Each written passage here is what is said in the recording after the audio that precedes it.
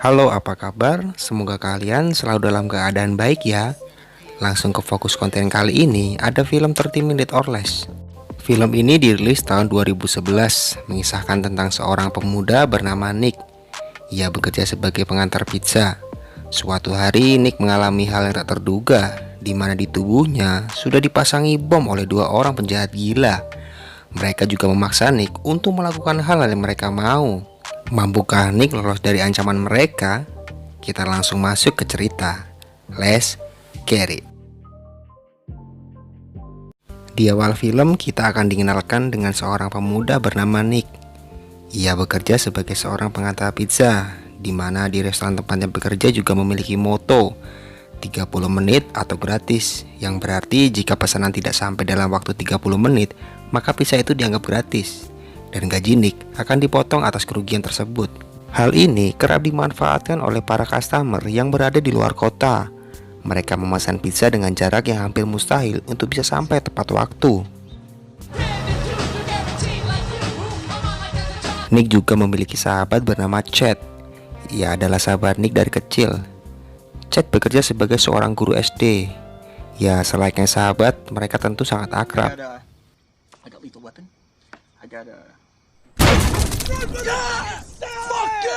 Scene berpindah pada dua orang pria bernama Dwayne dan Travis. Mereka adalah dua orang yang bisa dibilang pengangguran. Waktu mereka dihabiskan hanya untuk bersenang-senang saja.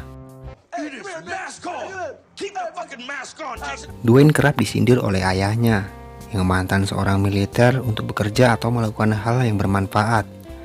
Namun ia selalu enggan melakukannya. Kembali ke Nick. Nick memiliki pacar bernama Kate. Ia adalah adik dari sahabatnya Chad. Ya, mereka berhubungan secara sembunyi-sembunyi. Nick menyadari kalau sampai Chad tahu, ia pasti akan menentang hubungan mereka. Di sini Kate memberitahu Nick kalau ia akan pergi ke Atlanta. Ia mendapat pekerjaan di salah satu perusahaan di sana. Sebenarnya Nick ingin mencegah pergi, namun melihat Kate yang antusias, ia pun mengurungkan niatnya. Berpindah ke sebuah klub malam. Di sana ada Dwayne dan Travis. Dwayne tengah curhat dengan seorang PSK. Ia mengutarakan kalau mulai muak dengan tingkah ayahnya yang dianggap sangat menyebalkan. Ia juga menceritakan bahwa ayahnya bertingkah seperti itu setelah mendapat lotre 10 juta dolar. Wanita itu pun memberi solusi, di mana ia punya kenalan seorang pemungut bayaran. Ia berkata kalau bagaimana kalau kita bunuh ayahmu dan kau bisa kuasai hartanya. Namun jasa untuk pembunuh bayaran itu adalah 100 ribu dolar. Dwayne tampak tertarik dengan tawaran tersebut. Kembali lagi ke Nick. Mengetahui Kate yang akan pergi, ia pun menceritakan kegalauannya pada Chad. Nick meminta Chad untuk menahan adiknya untuk pergi. Chad pun tampak bingung. Akhirnya Nick pun jujur pada Chad bahwa kalau selama ini ia berhubungan dengan adiknya secara sembunyi-sembunyi. Sontak Chad pun terkejut. Ya, terjadi perdebatan kecil antara mereka.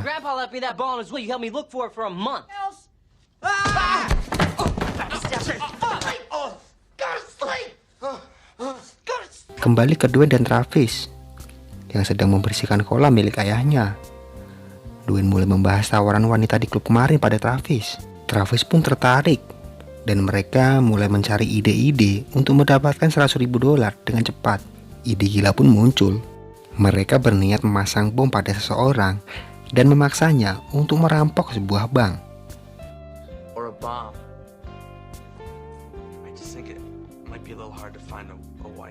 Di saat mereka sedang mencari targetnya,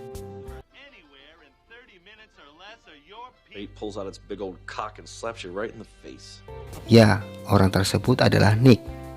Singkat cerita, ia mengantarkan pizza ke sebuah lokasi pembuangan besi tua.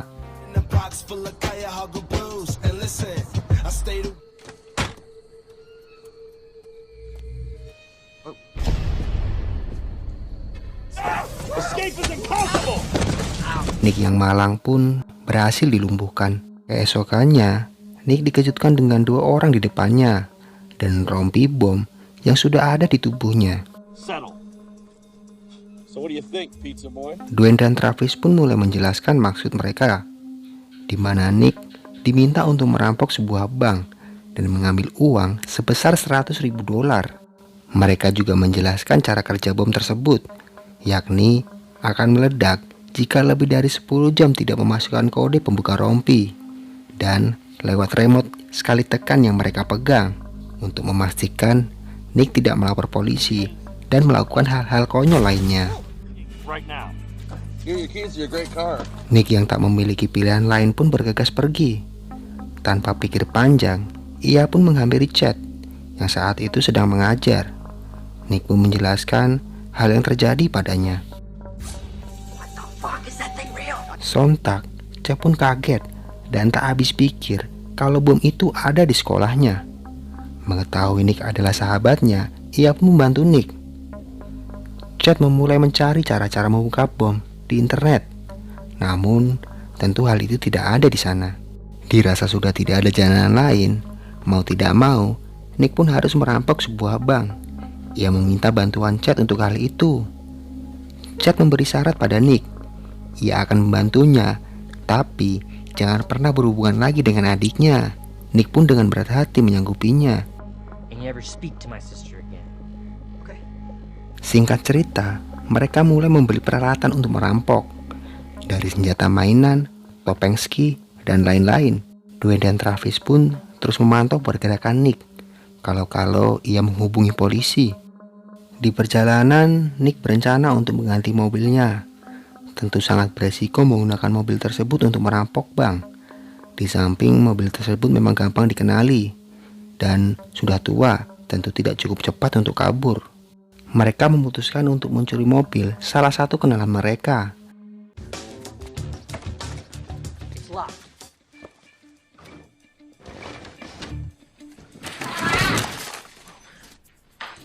Keys are here. They always used to leave the keys out.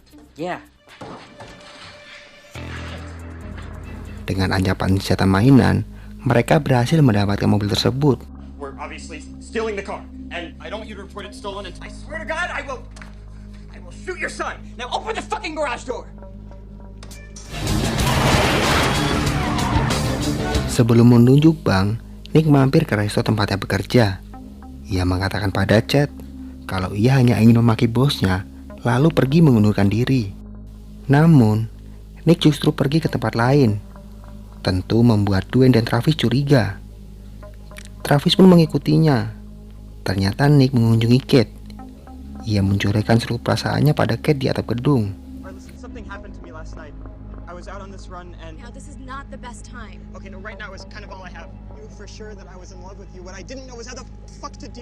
Berpacu dengan waktu, ia pun kembali. Mereka pun pergi dari tempat itu. Sampailah mereka di sebuah bank. Misi perampokan pun dimulai. Bermodalkan senjata mainan, mereka pun melancarkan aksinya.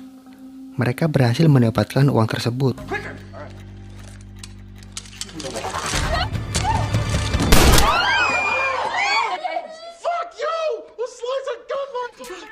It's just a flesh wound, man. You're gonna be okay. Cruz, how are we doing on that money? Get us a bag with $100,000. We'll grab it and get the fuck out of here. No one will go. Hurry. Yes, son. Okay, got it. Good. Thank you, son. Namun, Whoa! Which one of you assholes tripped the... mereka segera pergi bergegas dari tempat itu. Tak disangka, polisi datang menghadang mereka.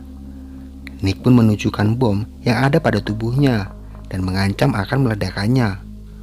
Polisi itu malah lari meninggalkan mereka. Mereka bergegas pergi. Namun, polisi yang lain langsung mengejar mereka. Nick yang jago mengemudi berhasil mengecoh para polisi. Namun,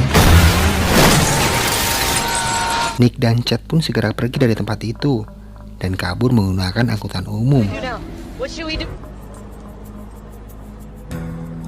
Nick pun menelepon Dwayne, memintanya untuk mengambil uangnya. Dwayne malah menelepon pembunuh bayarannya untuk mengambil uang tersebut. Sembari makan, ia berencana meledakkan Nick begitu transaksi selesai. Namun, Travis tampak kasihan pada Nick. Singkat cerita, Nick memulai transaksi. Ia memberi uangnya dan meminta kode untuk membuka rompi bom tersebut. Tentu pembunuh bayaran itu tidak tahu. Nick pun tampak kacau. Pembunuh bayaran itu tidak mau mengembalikan uangnya. Datang Chad menghantamnya dari belakang. Mereka berhasil mengambil uang itu kembali dan berhasil kabur. Nick pun menghubungi Dwayne. Ia mengatakan kekacauan barusan dan masih memegang uangnya. Dwayne yang tak mau ambil pusing pun menekan tombol pemicu. Namun, bom itu tidak meledak. Ternyata, Travis sudah mengganti kodenya saat mereka makan tadi. Tak lama, telepon masuk. Ternyata, pembunuh bayaran itu merasa dipermainkan oleh Dwayne. Sekarang Dwayne malah menjadi target pembunuh bayaran itu.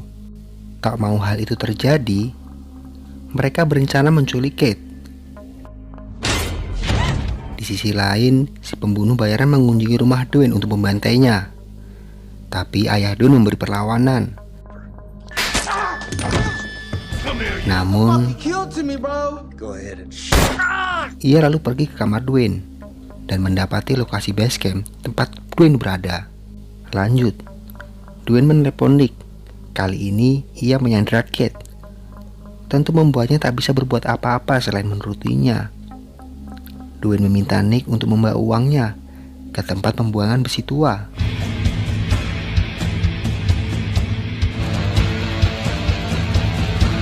Sampailah Nick ke tempat tersebut. Transaksi pun dimulai. I got the cash, so give me the code and Kate. Not free yet. Where is she? 1, 2, 3. Okay. Namun, Nick menyadari bahwa mereka akan dihianati. Dari kejauhan, Chad mengarahkan senter laser ke arah Dwayne. Nick mengatakan bahwa itu adalah laser sniper yang siap menembak. Dwayne pun membiarkan mereka pergi. Namun, pembunuh bayaran itu datang dan berniat membunuh Dwayne. Namun, Travis segera menembakkan flamethrower ke arahnya.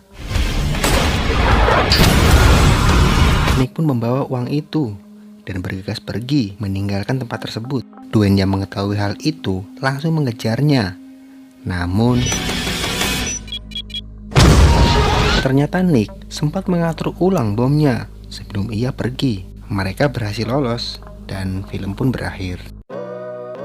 Terima kasih bagi yang udah nonton video ini. Terima kasih juga bagi yang udah subscribe ya.